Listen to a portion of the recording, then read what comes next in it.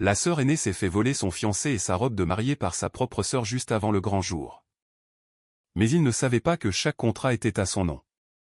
Un seul appel téléphonique a transformé leur mariage en un cauchemar auquel il ne pourrait jamais échapper. La sœur a volé son homme. Le sang est plus épais que l'eau, mais il s'avère que la trahison coûte beaucoup plus cher. J'ai dépensé 60 000 € pour planifier le mariage de mes rêves, seulement pour voir ma propre sœur marcher vers l'autel dans ma robe sur mesure en direction de mon fiancé. Mais ils ont oublié un détail crucial. Mon nom était sur les contrats. Je m'appelle Chloé. Pendant 28 ans, j'ai été la personne responsable, l'organisatrice, la sœur aînée fiable qui respectait toujours les règles. Je suis chef de projet de profession, ce qui signifie que toute ma vie est organisée en feuilles de calcul, en calendrier à code couleur et en plan d'urgence. Je pensais avoir construit une vie infaillible. Je pensais avoir choisi un homme infaillible.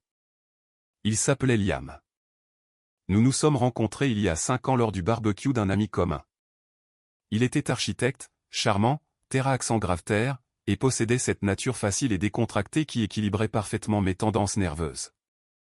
Lorsqu'il m'a demandé en mariage par une soirée enneigée à Central Park, en glissant un diamant solitaire classique à mon doigt, cela a semblé être la belle progression naturelle d'une histoire d'amour parfaite. Ensuite, il y avait ma petite sœur, Madison. Madison avait 26 ans, mais dans notre dynamique familiale, elle avait perpétuellement 16 ans. Elle était l'enfant prodige, celle sur qui mes parents veillaient et qu'ils choyaient. Si j'obtenais une excellente note, c'était normal. Si Madison réussissait à obtenir la moyenne, mes parents organisaient un dîner pour célébrer son effort. Madison aspirait à devenir influenceuse, passant d'une esthétique à l'autre, empruntant toujours mes vêtements, mon argent et ma patience. Je l'aimais, bien sûr. C'était ma sœur, mais il y avait toujours un courant sous-jacent de jalousie en elle. Quand nous étions adolescentes, elle a flirté sans relâche avec mon petit ami du lycée jusqu'à ce qu'il rompe avec moi. Mes parents ont ignoré l'incident en disant « Elle essaie juste de se trouver ». Chloé, ne sois pas rancunière. J'aurais dû être rancunière. J'aurais dû reconnaître le schéma. La planification de mon mariage était mon chef-d'œuvre. Nous avons réservé le domaine de Oakhaven, un manoir historique à couper le souffle entouré de jardins botaniques et d'une vaste véranda en verre. C'était le lieu le plus prestigieux de notre État, avec une liste d'attente de 2 ans. J'y ai investi toutes mes économies, plus de 60 000 €. Liam a contribué du mieux qu'il a pu, mais son cabinet d'architecture avait récemment réduit ses effectifs, alors j'ai joyeusement assumé le fardeau financier. Je voulais le meilleur. Un dîner servi à l'assiette de 5 plats, un orchestre de cuivre de 12 musiciens et des milliers de roses blanches au haras importées. Et puis il y avait la robe. Oh, la robe. J'ai pris l'avion pour New York spécialement pour la faire concevoir. C'était une robe sirène cousue à la main, drapée de dentelles de chantilly, avec un dos plongeant et de délicates perles qui tombaient en cascade sur la traîne. Il a fallu 8 mois pour la fabriquer et c'était la chose la plus belle que j'ai jamais possédée. Madison était ma demoiselle d'honneur. Naturellement, elle s'était assise dans la boutique de mariage en sirotant du champagne offert, me regardant tournoyer dans le miroir, me disant que je ressemblais à une reine. L'illusion s'est brisée exactement 18 jours avant le mariage. C'était un mardi après-midi pluvieux. Liam était à la salle de sport et je travaillais à domicile. Je devais vérifier une facture de notre traiteur. Je me suis donc assise devant l'ordinateur de bureau que nous gardions dans le salon pour l'administration commune de la maison. Liam avait laissé son compte connecté. Alors que je cliquais pour ouvrir le navigateur, une notification a glissé du coin supérieur droit de l'écran. Un message. Maddy, je me sens encore malade aujourd'hui. Es-tu sûr qu'elle ne sait rien? Je ne peux pas la regarder sans avoir envie de crier. Mon sang n'a fait qu'un tour. J'ai fixé la petite bulle, mon cerveau refusant de traiter les mots. Maddy, ma sœur, pourquoi envoyait-elle un message à Liam pour lui dire qu'elle se sentait malade? Pourquoi me cacherait-elle quelque chose? Ma main a tremblé alors que je survolais l'application de messages avec la souris. Je savais que cliquer dessus ouvrirait la boîte de Pandore. Chaque fibre de mon être me criait de fermer la fenêtre pour préserver l'heureuse ignorance de ma vie parfaite. Mais mon doigt a quand même cliqué sur la souris. La fenêtre de discussion s'est agrandie et mon monde s'est complètement effondré. Je n'ai pas seulement trouvé un échange de flirt. J'ai trouvé une liaison de 6 mois méticuleusement documentée. J'ai fait défiler l'écran vers le haut, ma vision brouillée par les larmes, lisant des messages qui me donnaient physiquement la nausée. J'ai hâte que ce stupide mariage soit terminé pour que nous n'ayons plus à nous cacher, avait écrit Liam 2 semaines auparavant. Elle est tellement obsédée par ses stupides serviettes et ses plans de table. Elle ne nous remarque même pas, avait répondu Madison, suivi d'un emoji qui rit. J'ai fait défiler encore plus loin. J'ai trouvé des reçus d'hôtel. J'ai trouvé des photos intimes et explicites de ma sœur envoyées à mon fiancé. Mais le pire de tout, le poignard qui s'est tordu dans mon dos, était un échange de messages datant de 3 mois. J'étais allé à Nashville pour mon week-end d'enterrement de vie de jeune fille. Madison avait simulé une grave migraine pour éviter le voyage, prétendant qu'elle avait besoin de se reposer. Selon les messages, elle ne s'était pas reposée. Elle avait été dans ma maison, dans mon lit, avec mon fiancé. Je suis resté assise là, dans le calme de mon salon, le martèlement rythmique de la pluie contre la vitre se moquant du silence soudain et assourdissant dans ma tête. Je n'ai pas pleuré. Je n'ai pas crié. J'ai senti un étrange détachement glacial m'envahir. C'était la chef de projet en moi qui prenait le relais lorsqu'un projet échouait de manière catastrophique. J'ai sorti mon téléphone et j'ai pris des photos de chaque message, de chaque photo et de chaque date sur l'écran. J'ai compilé les preuves dans un dossier sécurisé. Ensuite, j'ai fermé l'application, éteint l'ordinateur et attendu que Liam rentre à la maison. Lorsque Liam a franchi la porte d'entrée 1 heure plus tard, son sac de sport en bandoulière, il souriait. Il s'est penché pour m'embrasser, sentant la sueur et le gel douche à l'eucalyptus. J'ai reculé. Fais un sac, ai-je dit, ma voix étrangement stable. Son sourire a vacillé. Quoi, Chloé? Bébé, qu'est-ce qui ne va pas? J'ai dit, fais un sac, Liam, et laisse la clé sur le comptoir. Je ne lui ai pas donné la satisfaction d'une dispute hurlante. J'ai simplement tourné l'écran vers lui et appuyé sur la barre d'espace, le sortant de veille pour afficher une photographie en haute résolution d'un échange de messages où il disait à ma sœur qu'il l'aimait. J'ai vu la couleur quitter son visage en temps réel.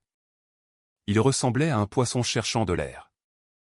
Il a balbutié, les mains tremblantes. Chloé, attends. Ce n'est pas.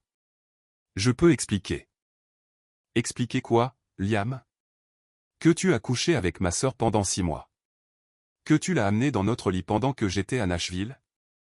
J'ai croisé les bras, me sentant entièrement détaché de mon propre corps. Il n'y a aucune explication. Sors de ma maison. Il a essayé de pleurer.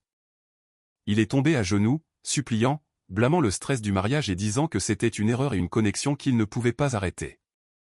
Je l'ai simplement fixé, dégoûté par son air pathétique. En moins de 20 minutes, je l'avais forcé à franchir la porte. Mais Liam n'était que la moitié du problème. Madison était l'autre. J'ai attrapé mes clés de voiture et j'ai conduit directement jusqu'à la maison de mes parents où Madison vivait encore. J'étais prête à tout réduire en cendres. J'ai franchi la porte d'entrée à grands pas, trouvant ma mère, Suzanne, mon père, Richard, et Madison assis autour de l'îlot de cuisine en train de manger des plats à emporter. Chloé, nous ne savions pas que tu venais, a gazouillé ma mère. J'ai claqué mon téléphone sur le comptoir en marbre. Je sais, ai-je dit, en regardant directement Madison. Elle s'est figée, une fourchette pleine de salade à mi-chemin de sa bouche. Je n'ai pas mâché mes mots. J'ai tout déballé. Les messages, la liaison, la chronologie. Mon père est resté assis dans un silence stupéfait et horrifié. Mais ma mère.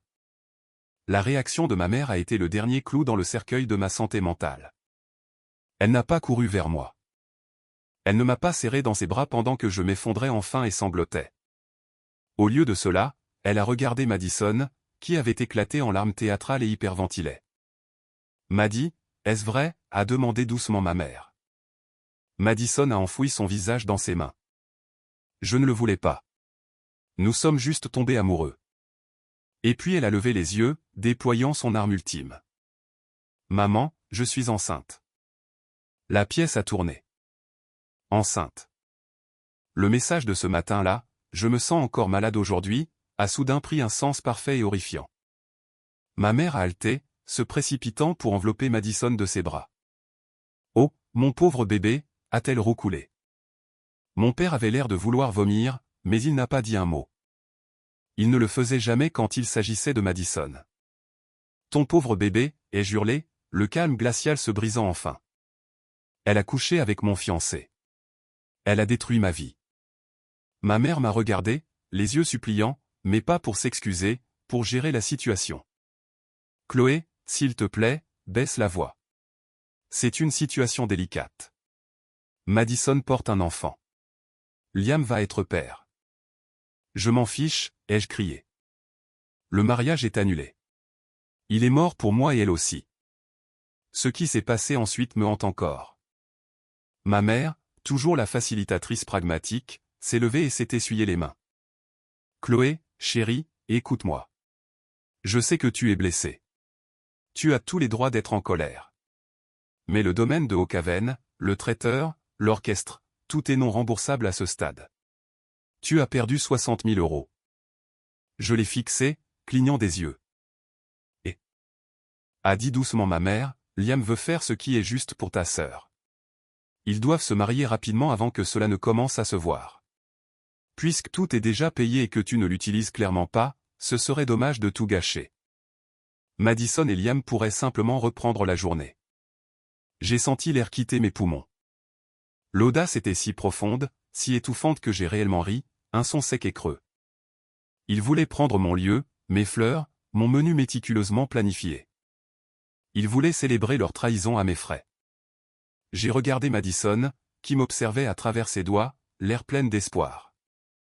Dans cette fraction de seconde, un déclic s'est produit dans mon cerveau. Si je criais, si je me battais contre eux, ils me dépeindraient comme la sœur aînée amère et hystérique qui ne pouvait pas être indulgente. Ils trouveraient un moyen de manipuler l'histoire. J'ai donc fait ce qu'une chef de projet fait de mieux. J'ai changé de stratégie. J'ai laissé mes épaules s'affaisser. J'ai forcé une expression de défaite totale et brisée sur mon visage. Très bien, ai-je murmuré, semblant aussi vidé que je me sentais. Prenez-le. Prenez-le lui. Prenez tout. Je ne m'en soucie plus. Je pars. Je me suis retourné et je suis sorti. Ignorant les appels de ma mère, je suis allé directement à l'appartement de ma meilleure amie Sarah. Sarah, contrairement à ma famille, possédait une loyauté ardente et vindicative. Quand je lui ai tout raconté, elle a jeté un verre de vin contre le mur dans une pure rage. Pendant 3 jours, j'ai coupé tout contact. J'ai éteint mon téléphone, j'ai laissé mes parents et Liam supposer que je pensais mes blessures et me cachais, et je les ai laissés poursuivre leur illusion. Le 4e jour, j'ai reçu un message vocal sur mon téléphone professionnel. C'était Clara, la propriétaire de la boutique de robes de mariée. Bonjour, Chloé, c'est Clara. J'ai été profondément désolé d'apprendre l'annulation de votre mariage. Madison est venue aujourd'hui pour récupérer la robe. Elle a expliqué comment vous la lui aviez gracieusement offerte puisque Liam et elle reprennent la date du mariage. Nous avons fait quelques retouches en urgence pour adapter la robe à son ventre naissant. Je voulais juste appeler pour vous dire que je vous envoie beaucoup d'amour pendant cette période difficile. J'ai écouté le message 2 fois. Madison m'avait volé mon fiancé. Elle avait volé la loyauté de ma famille. Elle avait volé mon lieu de réception.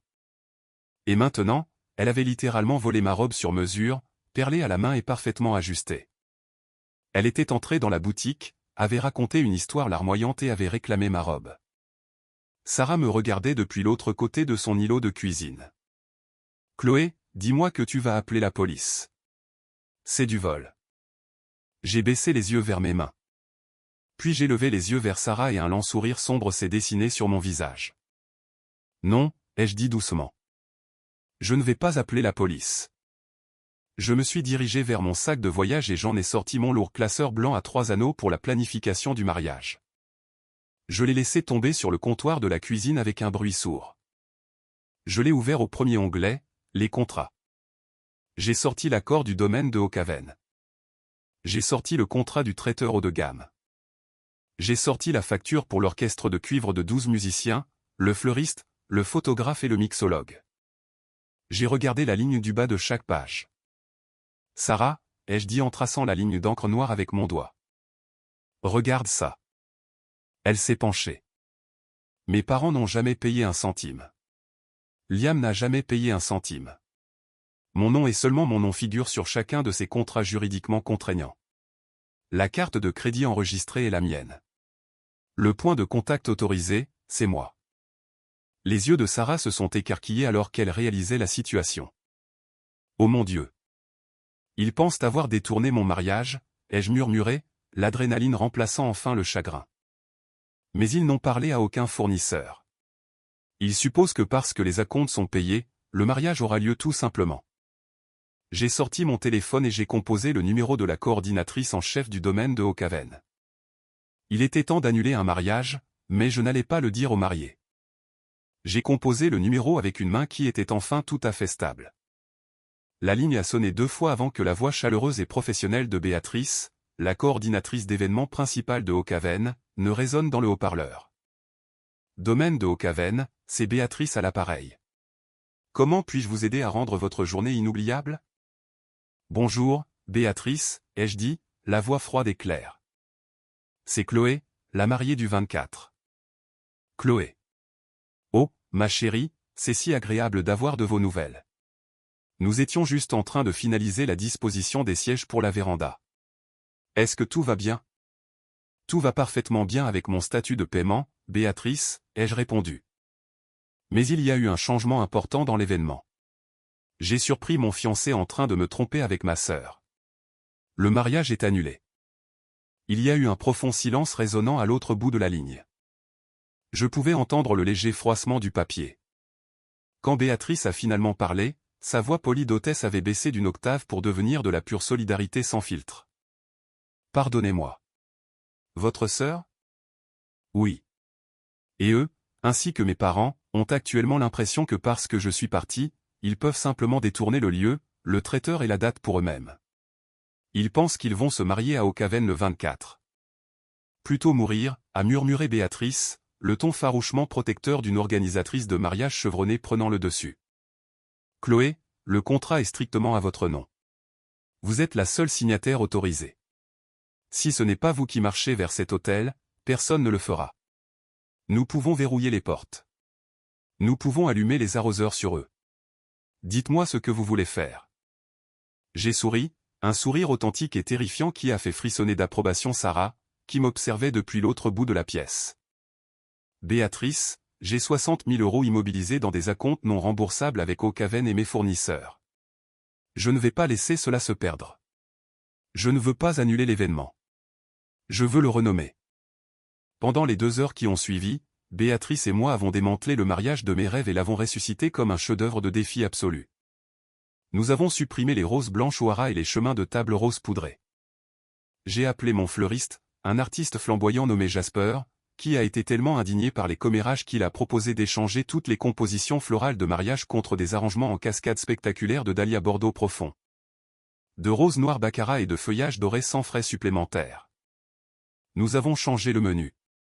Nous avons rejeté le délicat bar et le filet mignon pour un menu dégustation interactif et décadent, des stations de macaroni au fromage aux truffes. Une immense tour de fruits de mer et un bar ouvert proposant de la tequila de qualité supérieure et un cocktail signature que nous avons baptisé la Libye. J'ai appelé Damian, mon photographe de mariage haut de gamme. Quand je lui ai raconté l'histoire, il a poussé un véritable cri de joie. « Oh, ma chérie, a-t-il dit, j'apporte mes longs objectifs. Nous allons obtenir des clichés haute définition de style éditorial 2 en train de pleurer aux grilles. Cela a sa place dans une galerie. » L'étape la plus cruciale était la liste des invités. Madison et Liam avaient bêtement supposé qu'ils pourraient simplement utiliser ma liste de réponses, s'imaginant que mes amis allaient juste transférer leur loyauté. J'ai immédiatement envoyé un courriel massif en copie cachée à tous les 150 invités. Je l'ai gardé bref, professionnel et d'un réalisme dévastateur. Chers amis et familles, c'est avec le cœur lourd que j'annonce l'annulation de mon prochain mariage avec Liam. Récemment, j'ai découvert que Liam et ma sœur Madison entretiennent une liaison depuis 6 mois et attendent maintenant un enfant. Par conséquent, le mariage n'aura pas lieu. Cependant, j'ai entièrement payé pour une magnifique soirée au domaine de Haucaven. Je refuse de laisser une tragédie voler une bonne fête. Si vous recevez ce courriel, vous avez été un véritable ami pour moi. Rejoignez-moi le 24 à Haucaven pour une célébration de la liberté, de la résilience et des nouveaux départs. Code vestimentaire, audacieux et fabuleux. pas de blanc. Avec amour, Chloé. En moins d'une heure, mon téléphone était un cratère fumant de notifications. La famille élargie de Liam était horrifiée. Mes amis communs avec Liam ont immédiatement pris mon parti, dégoûtés par ses actions. La sœur dont mon père était éloigné, tante Vivien, une avocate d'affaires d'une franchise terrifiante qui détestait ma mère depuis des décennies, a répondu « Je serai là en paillettes. J'apporte le bon champagne. » Pendant ce temps, j'ai maintenu un silence radio absolu avec ma famille immédiate. J'ai bloqué Liam, Madison, ma mère et mon père. Sarah a agi comme mon éclaireuse, surveillant les réseaux sociaux très publics de Madison. Madison ne se rendait compte de rien. Elle a posté des photos soignées d'elle-même sirotant des smoothies avec la légende « Romance tourbillonnante ». Planifier un mariage en 14 jours est fou, mais quand c'est le grand amour, on le sait tout simplement. Elle a publié un aperçu du tissu de la robe, le tissu de ma robe, tendu sur ses nouvelles retouches. Elle vivait dans une bulle délirante entretenue par ma mère, qui se félicitait probablement d'avoir sauvé la situation. Ils n'ont pas appelé les fournisseurs. Ils n'ont pas appelé Ocaven. Ils ont supposé que mes 60 000 € n'étaient qu'une machine magique autonome qui leur livrerait un mariage sans défaut sur un plateau d'argent. Ils n'avaient aucune idée de ce qui les attendait.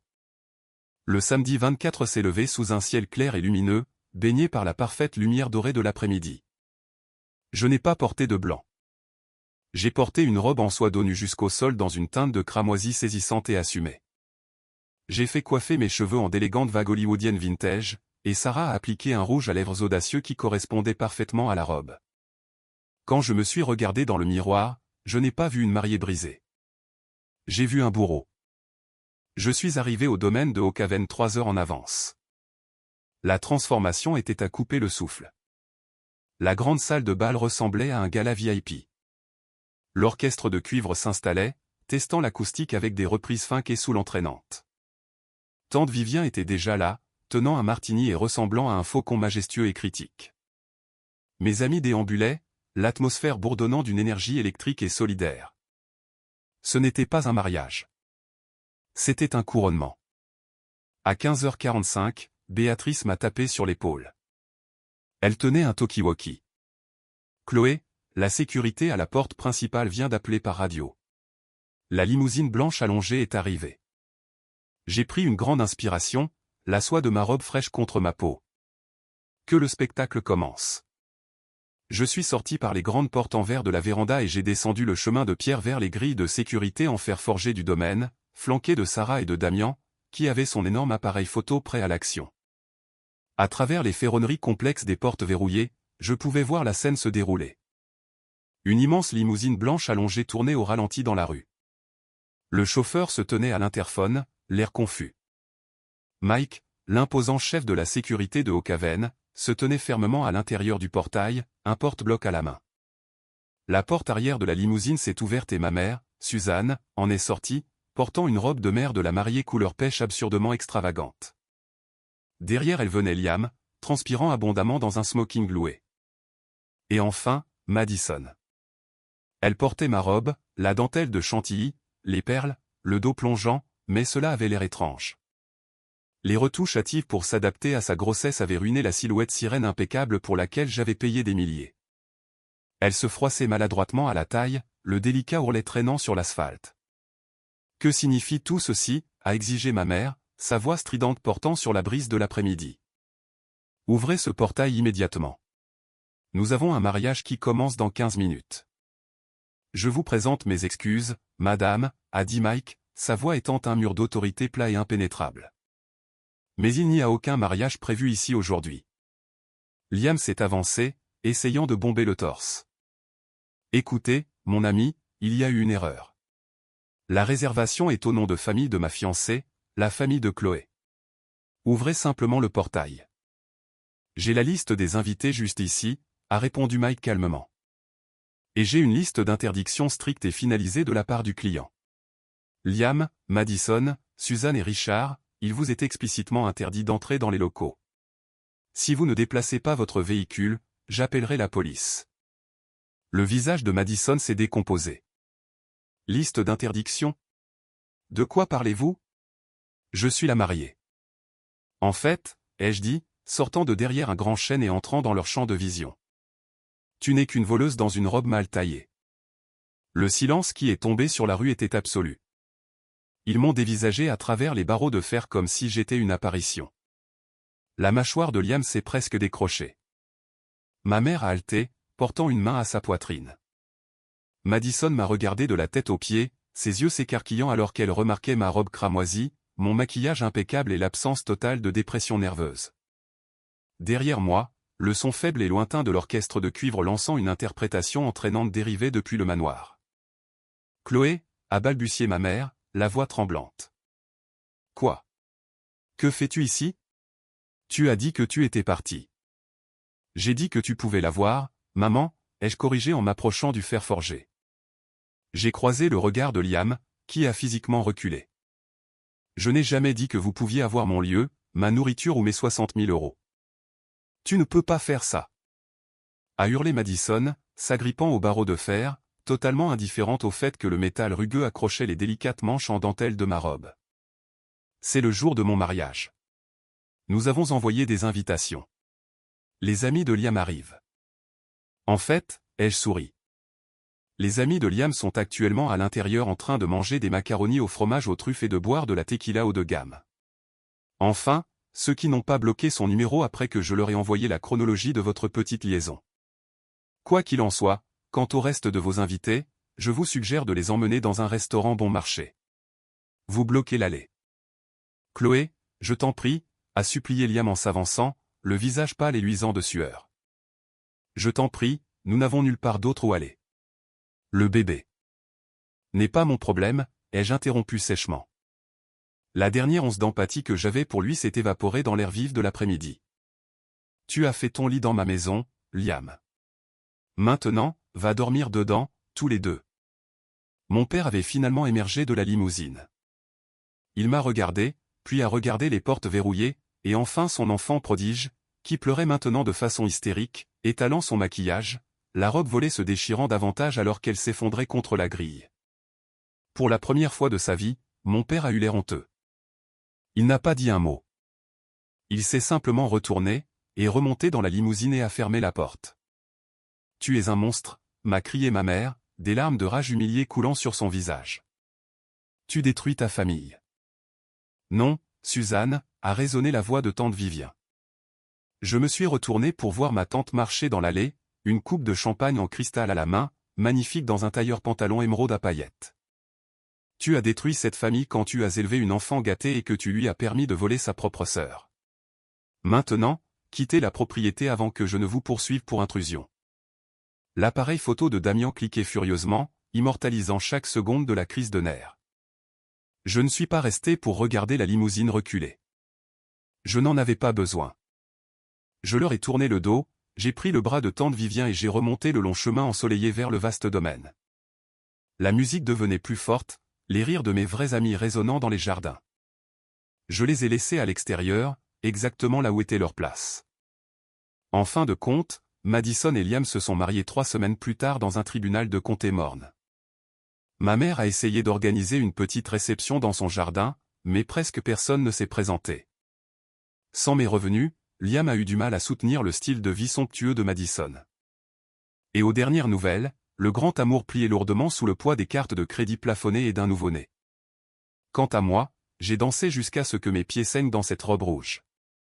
J'ai bu du champagne cher, j'ai ri jusqu'à avoir mal aux côtes et j'ai repris ma vie en main. J'ai obtenu une promotion au travail 2 mois plus tard, j'ai acheté un élégant appartement en ville et j'ai accroché l'une des photos en noir et blanc de Damian montrant les grilles verrouillées de Hawkhaven dans mon bureau à domicile. Cela sert de rappel quotidien. Le sang est peut-être plus épais que l'eau, mais les portes de fer que vous construisez pour protéger votre tranquillité sont les choses les plus solides de toutes. Si l'incroyable histoire de vengeance ultime de Chloé vous a laissé sans voix, vous devez faire partie de notre communauté. Appuyez sur le bouton j'aime pour soutenir le geste de patronne absolue de Chloé. Partagez ceci avec quelqu'un qui aime les rebondissements satisfaisants. Et n'oubliez pas de vous abonner pour recevoir d'autres histoires dramatiques et insensées de la vie réelle directement dans votre fil d'actualité. Laissez un commentaire ci-dessous. Auriez-vous fait la même chose ?